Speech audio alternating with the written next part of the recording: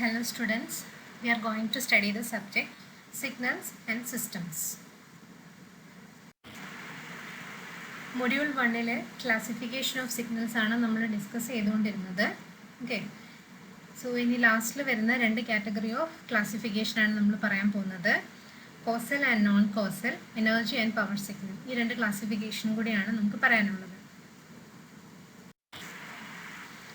Okay, so നമ്മൾ പറയാൻ പോകുന്നത് നെക്സ്റ്റ് കാറ്റഗറി ഓഫ് സിഗ്നൽ ആണ്. It is energy and power signals.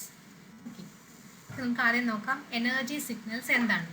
A signal is said to be an energy signal if it radiates finite energy. അതായത് finite energy ഉള്ള ഒരു സിഗ്നലിനെ എന്ത് പറയുന്നു? Energy signal. Okay, so finite energy എന്ന് പറഞ്ഞാൽ എന്താ അതിൻ്റെ മീനിങ്? സീറോയ്ക്കും ഇൻഫിനിറ്റിക്കും ഇടയിലുള്ള ഒരു ഫൈനൈറ്റ് വാല്യൂ ആയിരിക്കും നമ്മുടെ എനർജിക്കുള്ളത്. അതായത് എനർജി മീൻസ് ഇ. ഇയുടെ വാല്യൂ സീറോയ്ക്കും ഇൻഫിനിറ്റിക്കും ഉള്ളിലാണ് വരുന്നത്. ഒരു സിഗ്നലിൻ്റെ energy value in between zero and infinity ആണെന്നുണ്ടെങ്കിൽ നമുക്ക് എന്ത് പറയാം? It is an energy signal. Okay, so നമുക്ക് ഈ ഒരു ക്ലാസിഫിക്കേഷൻ, അതായത് എനർജി ആൻഡ് പവർ സിഗ്നൽസിൻ്റെ ക്ലാസിഫിക്കേഷൻ വരുമ്പം നമുക്ക് കൂടുതലും സിഗ്നൽസിൻ്റെ എന്താണ് ഫിഗർ അല്ലെങ്കിൽ ഇമേജ് ആയിരിക്കത്തില്ല കിട്ടുന്നത്. നമുക്കൊരു സിഗ്നലിൻ്റെ ഇക്വേഷൻ ആയിരിക്കും കിട്ടുന്നത്. അതായത് x of t equal to എന്ന് പറഞ്ഞിട്ടൊരു ഇക്വേഷൻ, അല്ലെങ്കിൽ x of N is equal to എന്ന് പറഞ്ഞിട്ടൊരു ഇക്വേഷൻ ആയിരിക്കും നമുക്ക് കിട്ടുന്നത്.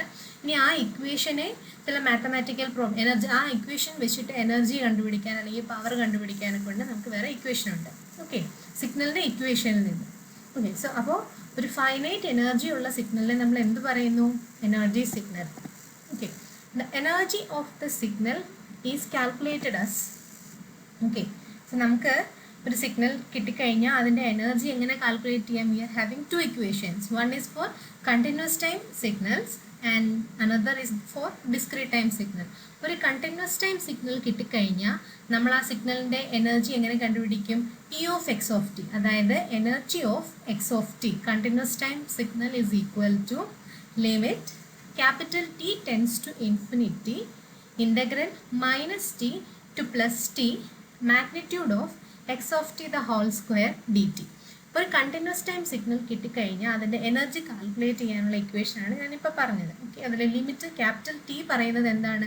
ക്യാപിറ്റൽ ടി എന്ന് പറയുന്നത് സിഗ്നലിൻ്റെ ഫണ്ടമെൻ്റൽ ടൈം പീരീഡ് ആണ്. ഒരു സിഗ്നൽ കിട്ടിക്കഴിഞ്ഞാൽ അതിനകത്ത് നിന്ന് നമുക്ക് ഈസി ആയിട്ട് ഫണ്ടമെൻ്റൽ ടൈം പീരീഡ് കണ്ടുപിടിക്കാൻ പറ്റും. അത് സാമ്പിൾ പ്രോബ്ലംസ് ചെയ്യുമ്പോൾ നമുക്ക് ഈസി ആയിട്ട് മനസ്സിലാവും. സോ ഈ ഇക്വേഷൻ ഓർത്ത് വെച്ചേക്കുക.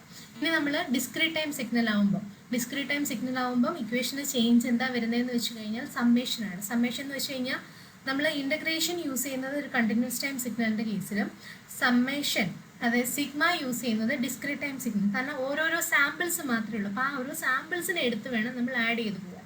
ഓക്കെ, സോ ഈ ഒരു ഇൻ്റഗ്രേഷൻ എവിടെയാണ് വരുന്നത്? സമ്മേഷൻ എവിടെയാണ് വരുന്നത് എന്ന് ഓർത്ത് വെച്ചേക്കുക. ഇനി നമുക്ക് ഒരു ഡിസ്ക്രീറ്റ് ടൈം സിഗ്നലിൻ്റെ എനർജിയാണ് കണ്ടുപിടിക്കേണ്ടതെങ്കിൽ ഇക്വേഷൻ എങ്ങനെ വരും? Energy of X of N is equal to limit capital N tends to infinity summation small N equal to minus N to plus N magnitude of X of N the whole square. ഈ capital N എന്താണ്? Discrete time സിഗ്നലിൻ്റെ fundamental time period. So ഈ രണ്ട് equation ഉപയോഗിച്ചിട്ടാണ് നമുക്ക് തന്നേക്കുന്ന ഒരു signal energy signal ആണോ എന്ന് ഐഡൻറ്റിഫൈ ചെയ്യുന്നത്. സോ ഈ ഒരു ഇക്വേഷനിനകത്ത് സിഗ്നലിൻ്റെ വാല്യൂ ഇട്ട് കൊടുത്ത് സോൾവ് ചെയ്ത് കഴിയുമ്പം നമുക്ക് കിട്ടുന്ന വാല്യൂ എന്ന് പറയുന്നത് ഒരു ഫൈനൈറ്റ് വാല്യൂ ആണെന്നുണ്ടെങ്കിൽ നമുക്ക് എന്ത് പറയാം? നമുക്ക് തന്നിരിക്കുന്ന സിഗ്നൽ ഒരു എനർജി സിഗ്നലാണ്. ഓക്കെ,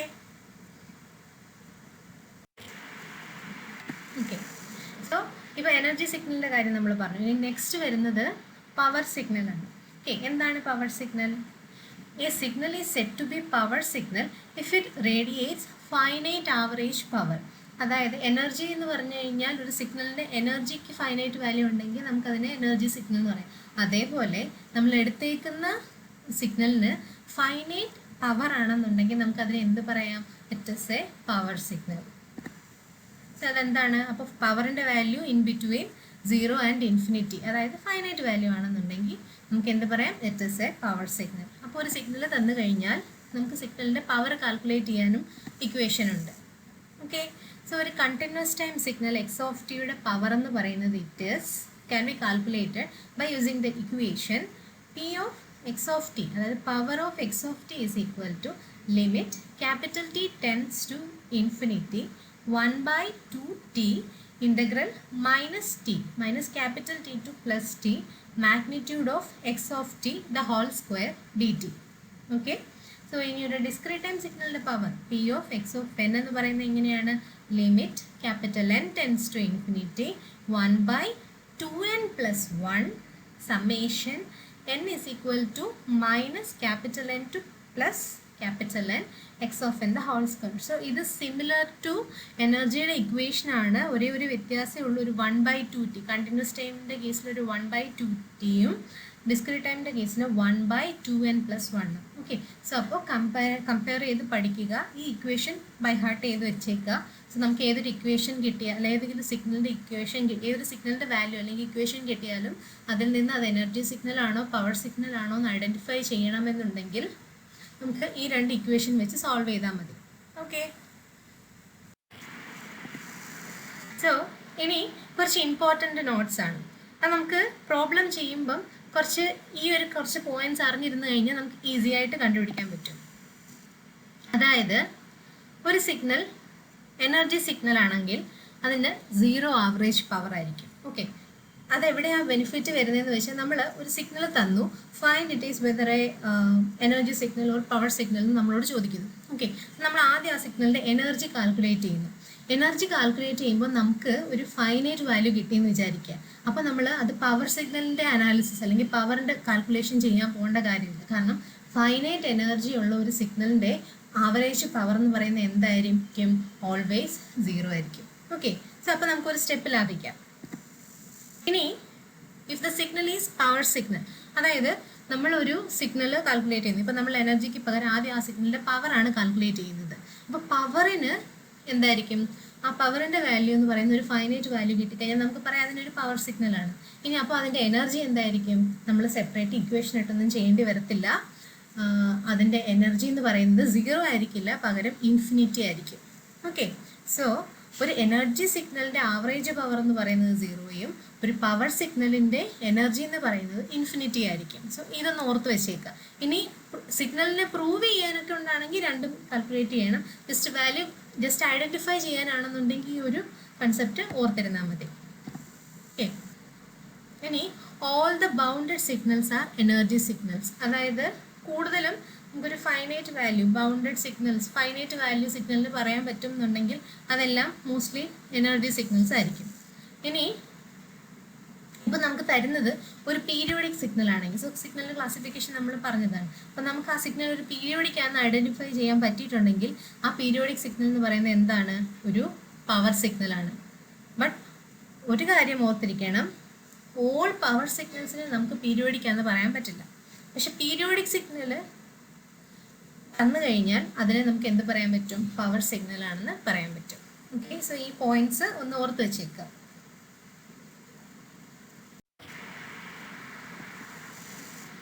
ഇനി നമ്മൾ പറയാൻ പോകുന്ന ലാസ്റ്റ് കാറ്റഗറി ഓഫ് സിഗ്നൽ ആണ് causal and non causal signals. Okay, so അപ്പോൾ അതിൽ തന്നെ causal, anti causal, non causal. Anti കോസലും നോൺ കോസലും സെയിം അല്ല. ഓക്കെ, ഈ ഫിഗറിൽ നിന്ന് നമുക്ക് പറയാൻ പറ്റും. ഒരു സിഗ്നലിൻ്റെ ഫിഗർ തരുന്നു, അത് റൈറ്റ് സൈഡഡ് സിഗ്നൽ ആണെന്നുണ്ടെങ്കിൽ നമുക്ക് എന്ത് പറയാൻ പറ്റും? അതൊരു കോസൽ സിഗ്നലാണ്. റൈറ്റ് സൈഡ് എന്ന് പറഞ്ഞു കഴിഞ്ഞാൽ എന്താണ്? X of t is equal to 0 for t. Time period ആണ് എക്സ് ആക്സിസ് അല്ലേ? ടൈം ആക്സിസിൻ്റെ ലെഫ്റ്റിലോട്ട്, അതായത് ടൈം 0 ലെസ് ദാൻ 0 ആണെന്നുണ്ടെങ്കിൽ എക്സ് ഓഫ് ടിയുടെ സിഗ്നലിൻ്റെ വാല്യൂ 0 ആയിരിക്കും. അതായത് റൈറ്റ് സൈഡഡ് സിഗ്നൽസ് ആണെങ്കിൽ അത് കോസലായിരിക്കും. ഇപ്പോൾ ലെഫ്റ്റ് സൈഡഡ് സിഗ്നൽ ആണെങ്കിലോ ഇറ്റ് ഇസ് ആൻറ്റി കോസൽ. അതായത് x of t is equal to 0 for t greater than 0. Okay, so axis meet ചെയ്യുന്നതാണ് 0, ടി ഈസ് ഈക്വൽ ടു 0 എന്ന് പറയുന്ന പോയിന്റ്. സിഗ്നൽ ലൈ ചെയ്യുന്നത് ടി ലെസ് ദാൻ, അതായത് നെഗറ്റീവ് ആക്സിസ് ഓഫ് ടിയിലാണെന്നുണ്ടെങ്കിൽ അത് anti കോസലും, signal ലൈ ചെയ്യുന്നത് positive axis of ടിയിലാണെന്നുണ്ടെങ്കിൽ അതൊരു causal സിഗ്നലും. ഇനി രണ്ട് സൈഡിലും കിടക്കുന്നുണ്ടെന്ന് വിചാരിക്കുക, അതായത് both negative and positive axis ഉണ്ടെന്നുണ്ടെങ്കിൽ നമുക്ക് ആ സിഗ്നലിനെ എന്ത് പറയാം? It is known causal. Okay, ഇതാ ഒരു ഫിഗർ വെച്ച് നമുക്ക് ഐഡൻറ്റിഫൈ ചെയ്യാൻ പറ്റും. ഓക്കെ, സോ നമ്മൾ ഇതുവരെ പറഞ്ഞത് എനർജി ആൻഡ് പവർ സിഗ്നൽ, അതിൻ്റെ ക്ലാസിഫിക്കേഷനും കാര്യങ്ങളും, അല്ല ഇക്വേഷൻ എനർജി എങ്ങനെ കണ്ടുപിടിക്കാം, പവർ സിഗ്നൽ എങ്ങനെ കണ്ടുപിടിക്കാം. അറ്റ് എ ടൈം രണ്ട് സിഗ്നലും കൂടെ എനർജിയും പവറും ആവാൻ പറ്റില്ല. ഒരു ഒന്നുകിൽ എനർജി അല്ലെങ്കിൽ പവർ ആവാനേ പറ്റുള്ളൂ. ഓക്കെ. പിന്നെ കോസൽ സിഗ്നൽ, അത് ഫിഗർ ലെഫ്റ്റ് സൈഡഡ് ആണെങ്കിൽ ആൻറ്റി കോസൽ, റൈറ്റ് സൈഡഡ് ആണെങ്കിൽ കോസൽ സിഗ്നൽ, ബോത്ത് സൈഡും ഉണ്ടെങ്കിൽ നോൺ കോസൽ. ഓക്കെ. സോ ഇത്രയും കാര്യങ്ങളാണ് സിഗ്നലിൻ്റെ ക്ലാസിഫിക്കേഷനകത്ത് വരുന്നത്. So thank you.